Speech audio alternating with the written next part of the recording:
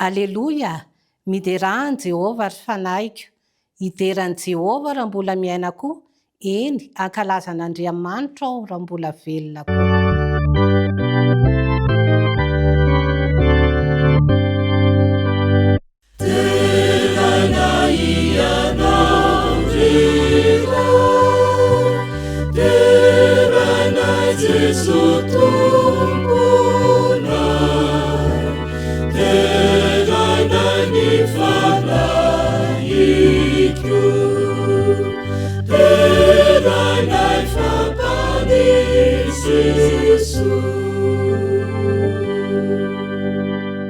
Rainay tsara sy masina ireny izay ny an-danitro ny dera ny laza ny sotra voninahitra tolotra ho anao reriany izany. Feno fifaliana tokoa izahay raha miatrika izao sabata masina izao, izay inonay fa tafapaka amin'ny lanitra tokoa ny tany ankehitriny, ary vony ianao ny androtsaka ny fitahiana rehetra izay sahaza ho anay tsiraray avy. Tompo, manamasiny anay ianao amin'izao fotoana izao, ary diovy ho afam-pahotana avokoa izay tsiraray avy rehefa tonga amin'ny fibebahana marina. Mahatoky izay fa manatrika zato isan-jato ity fotoana ity ianao amin'ny anaran'i Jesosy. Amen.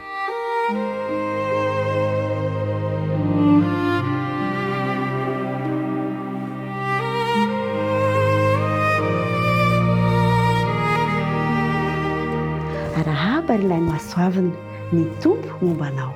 Izany arahaban'ny anjely tamin'ny marifa izany no iaraban'ny sampana miadidin'ny ankizy anao any tokantrano any amin'ity sabata ity. Maniry izahay ary mirary ny fitahiana ho aminao sy ny ankohonanao, ary mirary soa indrindra ho anao ihany koa.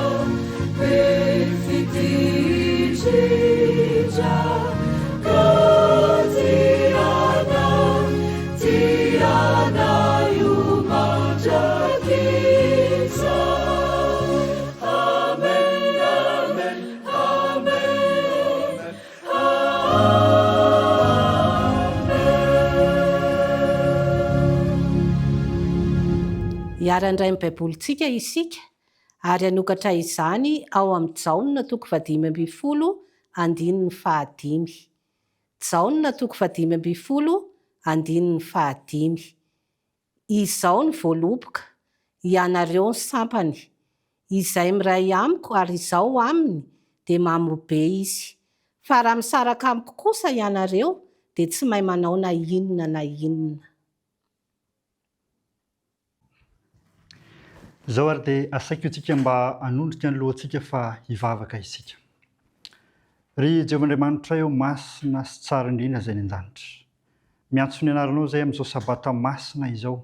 Mety aiza mba hanatrika izao fotoana rehetra izay ho tanterahana eto izao amin'ity androany ity. Mitondra mavaka manokana izay ho an'ireo mpiaino sy mpanaraka izao fandaharana izao. Egnany mba ho tahinao ny tsirairay avy izay manaraka izao fandaharana izao.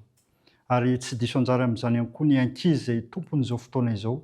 Egnany mba ho tahinao ny ankizy rehetra ary ho tahirizinao azy ilay lalana sarobidy izay efa nomaninao anazy fa anto azy ny fanjakan'ny lanitra. Ho tanteraka amin'ny ankizy rehetra anie izany. Apetraka izany vavaka izany amin'ny anaran'i Jesosy. Amen.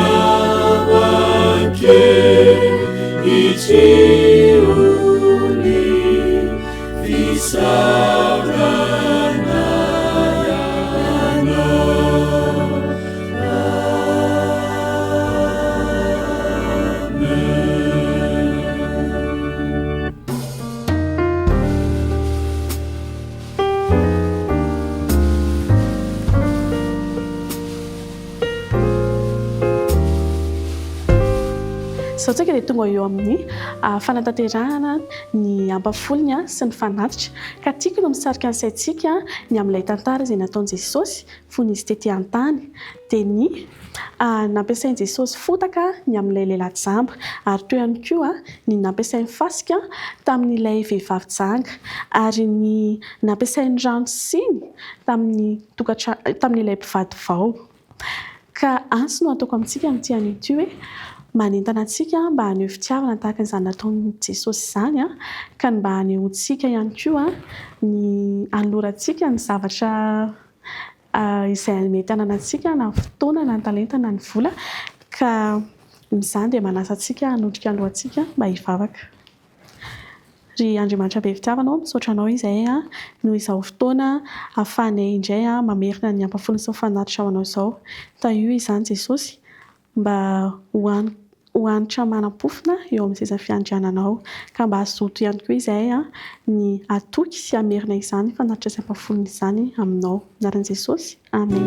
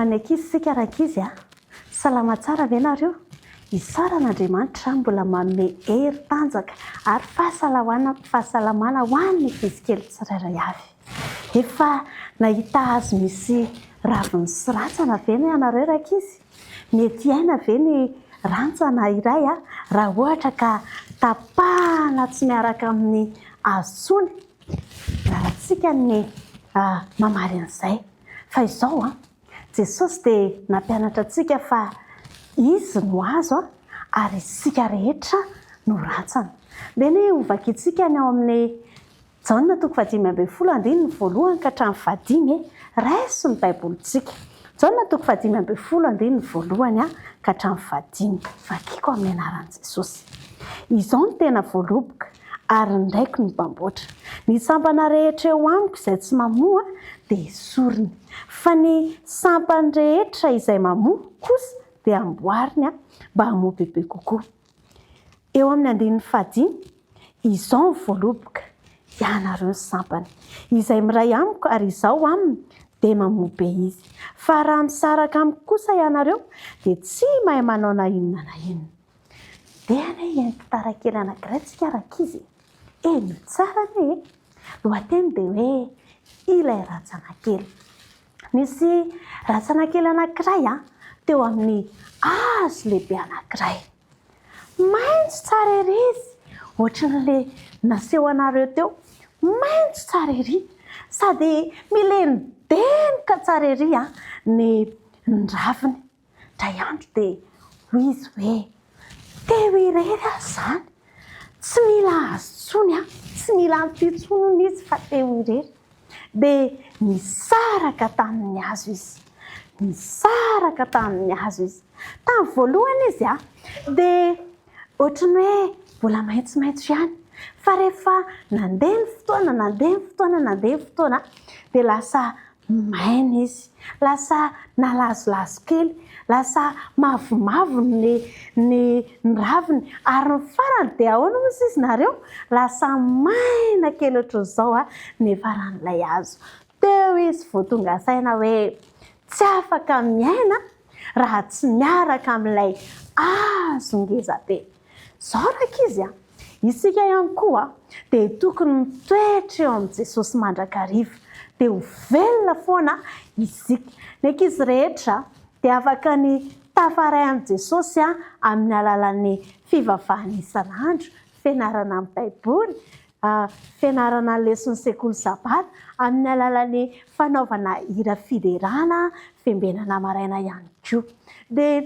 ankoatran'izay dia afaka no tafaray amin'i Jesosy ihany koa isika amin'ny alalan'ny fisaintsainana ny momba an'i Jesosy isan'andro san'andro raha vao tsy manao an'izay tsika rakizy dia tahaka n'ilay rantsana izay rehefa nisaraka dia lasa nanino lasa maina kely lasa tsy mamoa toy izany koa lasa mamoa be isika rakizy rehefa miray amin'ny Jesosy io izao no lazain'ny Galatiana 5:12 ka hatramin'ny 17 Galatiana 5:12 ka hatramin'ny 17 io Galatiana io dia izao manatitrantitra mihitsy ireo vokatra ny fanahy 7 be izao vokatra raha ohatra tena miray amin'i Jesosy ny ankizy kely tsirairay avy izao nefa ankizy fa ny vokatra ny fanahy kosa dia fitiavana, fifaliana, fiadanana, faharipo,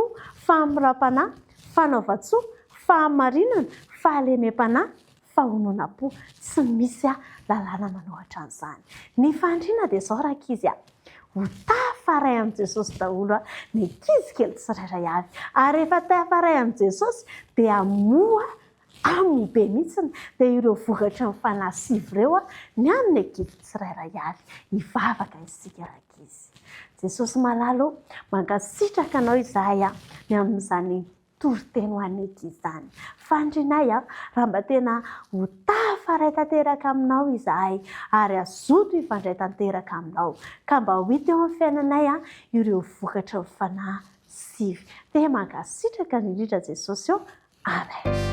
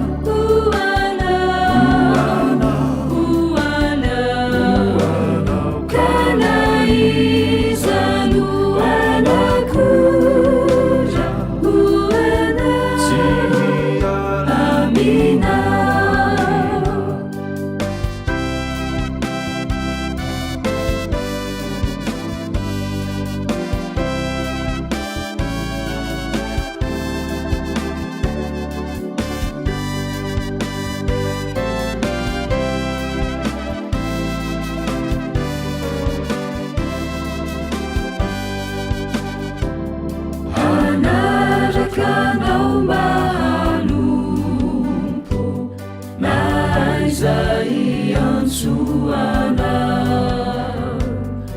utakanao rery tompo tsy kivina sarotra tao isanandro sy isanora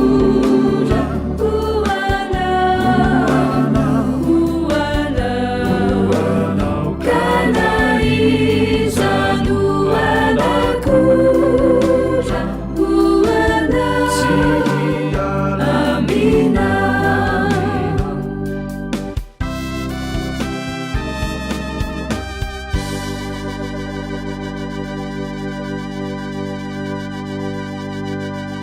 Fivaliana lehibe ho ahy tokoa no miaraka aminao anatin'izao toroteny manokana iombonantsika izao amin'ity sabata manokana ity.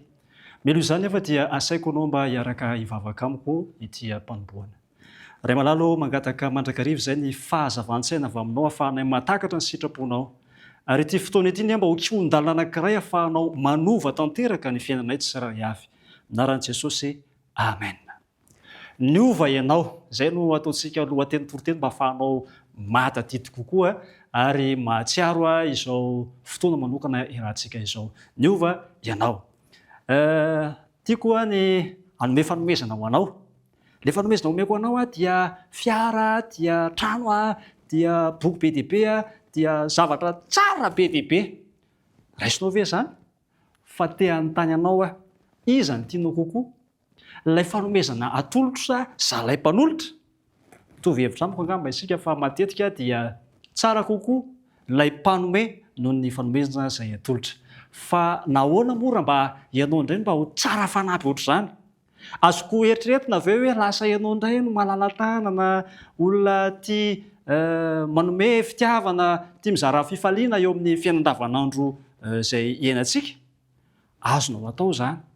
Indraindray mety kivy ianao ny amin'ny toetra mateti-piseho amin'ny fiainanao, fa tsy izany mihitsy ianao. Ianao dia efa misy peta-kanarina mihitsy ary indray ny fiarahamonina hoe zao. Lay resaka ifanaovantsika androany dia izao hoe miovy ianao ary azon'Andriamanitra atao ny manovanao mba ho lasa olona be fitiavana, mba ho lasa olona mahay mangoraka, manana ny alemem-panahy. Miaresy lahatra nefa isika fa eo amin'ny fiainana dia tsy dia tsara loatra ny hoe misy olona manery anao na ihany koa mamporisika anao hoe mba mitsikitsiki moa na ihany koa hoe mba mahaiza mizara. Dia lasa hoe antery fotsiny ho anehoanao izany toetra izany. Lasa eta mavesatra zany ny toetra sy ny fetsika rehefa terena na ihany koa vokatry ny toe-javatra no anehoanao izany toetra izany. Rehefa tsy dia resy lahatra ianao, rehefa tsy mivoaka avy etỳ anaty ny toetra sy ny toe-panahy dia indro fa tsy avy amin'Andriamanitra izany. Ary tsy ho ela dia hiala tsy ho hita intsony eo amin'ny fiainanao izany toetra amboarina izany.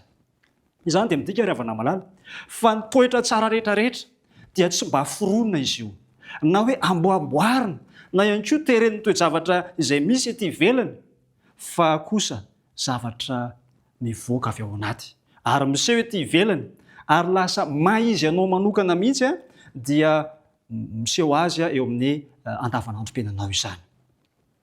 Ny Paoly apôstôly dia manoratra ao amin'ny Romanina toko 7 dia ny andininy 9.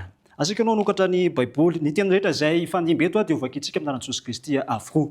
Ao anatin'ity vakiteny ity dia nampiseho ny apôstôly Paoly fa faniriny mihitsy ny aneho toetra tsara, faniriny mihitsy ny anana toe-panahy mendrika ary ihany koa anam-pitiavana, anana fahalemem-panahy. Kanefa izao no teny feno fahadisom-panahy tenana tao anatiny hoe fa ato anatiko ihany ny fikasana, saingy ny hatanteraka ny tsara no tsy ato. Ny famarinana dintsika zany indraindray dia izao hoe tsy haintsika mpanotany ny miala samy rery amin'ny fahazaran-drarintsika. Tsy vitantsika ny miady sy miezaka amin'ny herintsika samy rery mba hialana amin'ireny fahotana sy ny toetra ratsy izay matetika miseho amin'ny fiainantsika ireny. Tsy ampy ny fikirizana, tsy ampy ny misafidy, tsy ampy ny miziriziry fotsiny hoe iova androany. Mety ho vitanao zany 1 minitra, 2 minitra, 3 minitra, fa saingy rehefa tonga amin'ny toe-javatra andonanao ianao dia hivadika ihany, hipotra ihany ilay maizy azy ratsy eo amin'ny fiainantsika tsiraray miseho andavanandro. Ny tena marina dia mety hahatonga fahatsarana ivelany amin'ny fitondrantena ihany ny fampianarana andraisitsika. Mety ahay tsara velatsy ihany isika rehefa iny isika fa mambomboatra toe-tsaina na ihany koa mezaka mampiasa ny era-sitrapo. Saingy raha marina dia tsy voaova n'izany mihitsy no fotsika tsiraray avy. Ilay atao anaty mihitsy no tsy voaova ary tsy atsika manadio ilay loharan'ny fiainana izay atao anatsika. Miainga faham-po ry havana malala izany fiovana tian'Andriamanitra atao amiko sy atao aminao zany. Tiany raha anana izany toetra tsara, maharitra, tsy miova ary mipolotra avy any anaty izany isika. Matetika dia efa hitantsika eny amin'ny fiainana andavanandro eny, ireny olona manao fampahafantarana mahakasika ny menaka tarehy, hodi-panda sy ny manala tasy, manala mony, dia betsaka ny manosotra azy ety ivelany ety. Ary efa betsaka koa nefa ny kivy sy very fanantenana satria manosotra fa rehefa miala ilay osotra dia ny eo ihany no eo ary indro fa to lay endrika ratsy ihany no mipotra. Aikay lay ao anaty mihitsy ny mila tsaboana aloha. Tahaka izany ihany koa mety ho azonao ao anatin'ny fotoana fohy ny salotra toetra tsara, mety ho vitanao ety ivelany ny ampiseho toe-panahy araka an'Andriamanitra. Kanefa ilaitsika ny ovaova fo any anaty fo lalina any mihitsy. Indray andro nisy madama mpivarotra lamba anankiray, madama Rasendra no anarany. Izy io dia fotsy ela. Indray maraina dia niato mivady izy roa ary dia mifandramatra. Feno teny dondombava tsy voafetra ny fanomezana izy mivady tao. Rehefa teo an-tsena nefa akory ny akakany fa dia mitsikitsiky isak'izay misy mpividy mandalo. Ary tonga aty amin'ny fototavany mihitsy ny tsikitsiky entina mba anehoany fa Rasendra dia vehivavy tsara fanahy. Ary Rasendra dia satriny mba ho fantatry ny olona fa izy dia olona tso-piaina, olona mora azo iaraha-monina. Zao nefa ny zavatra azy io. Rehefa nahalafo teo amin'ny 3 alina teo izy, avy nitsikitsiky satria nafinaritra ako nahalafo, ireo izy tovolahy kely anankiray nandalo. Nangataka 200 ariary monja miaraka amin'ny lamba somary mavomavo ary ihany koa miaraka amin'ny fahadintaniana. Akory ny akakana fa miaraka amin'ny tarehy vinitra dia vinitra ary teny tsy fampiseho masoandro no navaly ilay tovolahy hoe mandeha ianao mandeha lava ny resaka izay nataony teo, pitrapitra ilay tovolahy ary nandeha. Hitantsika amin'izany fa maro amintsika no tahaka ny Rasendra. Mezaka amin'ny herin'ny tena, mezaka ny ampiseho ety ivelany fa te-hanana toetra tsara ary mba te ho atsaina. Ary ihany koa mba te ho hitan'ny olona ho toteny eo amin'ny fiainana andavanandro. Zao anefa no teny anankiray izay nosongianako manokana anatin'ilay boky hoe Retina Sambarana. Marina tokoa izy fa eo ivelany dia misy olona mahay mitondra tena na dia tsy mbola no avoazin'ny herin'ny Kristy aza. Mety hahatonga ny olona hitondra tena tsara ny fitiavana ho toteny sy ny faniriana ho atsain'ny olona. Ny fanajantsika tena dia mety hitarika antsika hifadiny zavatra toa misy endriny ratsy. Ary misy aza olona tia tena kanefa mety hanao asa fiatrana ihany eo amin'ny fiainana. Ravana malala, ny miantoka ny fiovana aty anatsika, miantoka ny fiovana toetra dia mila hery hafa mihitsy izy io. Mila hery avy any an-danitra isika, tsy hery avy aty amintsika fa hery hafa ivelan'ny tena mihitsy ary Kristy io hery io. Kristy izay afaka manadio loharan'ny fiainantsika, io hery izay ambarako aminao androany io. Mbola mampanantena antsika Kristy. Fa na dia nofo namidy ho andevon'io taza isika, izany hoe tsy afa-miala amin'ny fotoan'ny nofo, dia misy fanantenana kosa ambarany. Ao amin'ny Jaona 4:1-7. Ao amin'ny Jaona 4:1-7. Mivaky toy izao minaran'i Jesosy hoe raha ny zanaka no hanafaka, raha ny zanaka no hanafaka anareo dia ho afaka tokoa ianareo. Raha ny zanaka no manafaka dia ho afaka tokoa ianareo. Mampanantena zany Jesosy fa rehefa afaly amin'ilay fanangejany ota isika dia ho tanteraka amintsika ihany koa ny toko fampanantenana. Ao amin'ny Galatiana 5:12. Galatiana 5:12. Misy toetra fitinina anankisivy ao anatin'izany Galatiana 5:5 zany. Fa vokatry ny fanahy kosa dia fitiavana, fifaliana, fiadanana, faharom-po, izany hoe faharetana ilay faharom-po tinam-pahareto, ny fahamoram-panahy tonga ho azy eo aminao zany. Ny fanaovan-tsoa tsy terena intsony fa tonga fiainanao zany.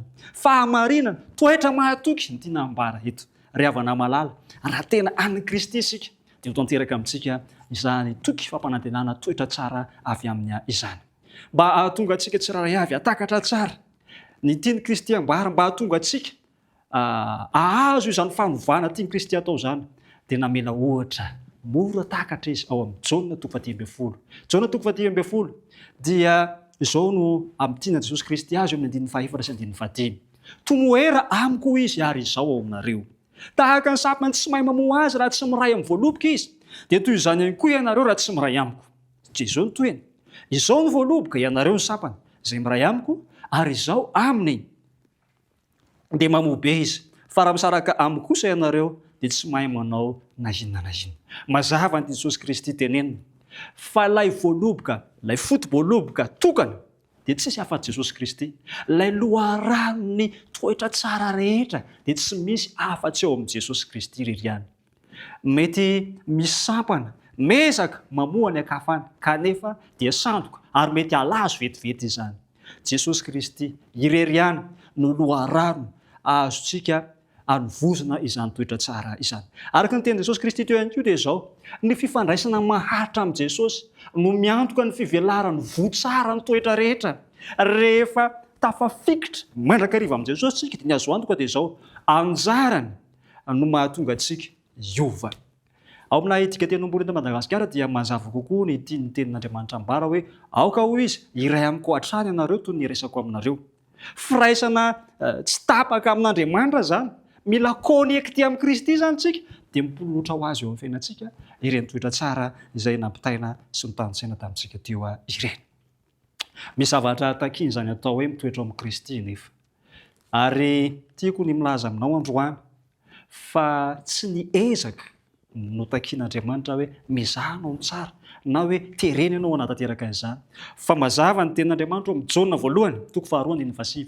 Zao voalaza ny epistily io Jaona 1:2-7 hoe izay milaza fa mitoetra ao aminy izy dia tsy maintsy mandeha toy izay nandehanany koa. Zany hoe ilayntsika tsiraray avy zany ny miaina tahaka ny ainan'ny Kristy ihany koa, ny mandeha amin'ny lalana izay nizoran'i Kristy ary ny manetry tena tahaka an'izay leferan'i Kristy teo amin'ny fiainana.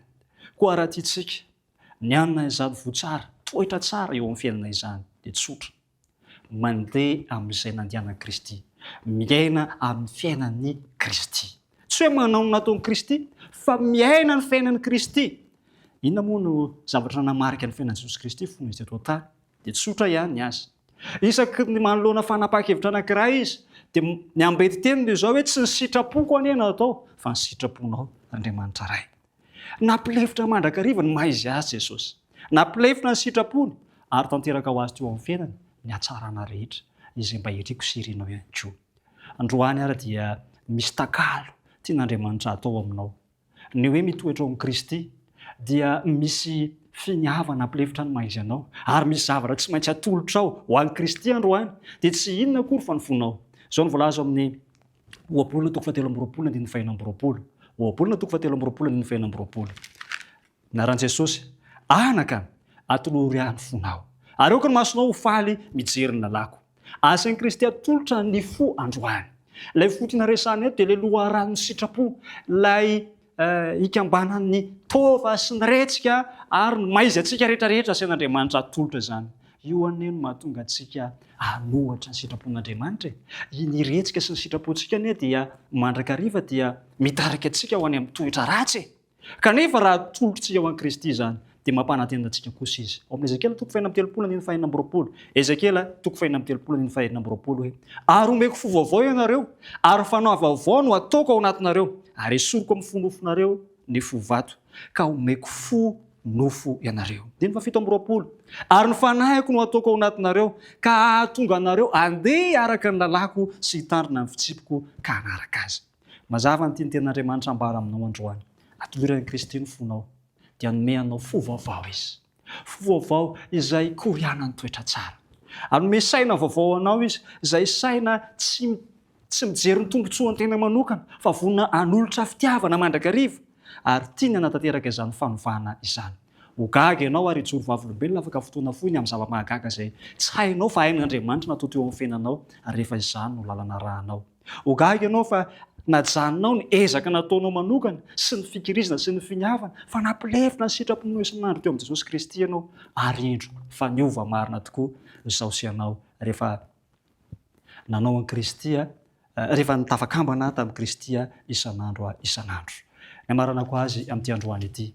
Faniriako raha afaka hiteny tahaka ny mpanao salamo tsika ao amin'ny salamo 1:1 salamo 1:1 ato am-poko no iraketako ny teninao mba tsy antako aminao. Ry havako, iriko raha mba tsy hanota tahaka ny mpanao salamo isika ary ry afaka anoatra ny mety ho fakapahanany amin'ny toetra ratsy rehetra, lakile dia tsotra ihany ankoatran'ilay hoe milefitra mandrakariva mba ny sitrapon'Andriamanitra.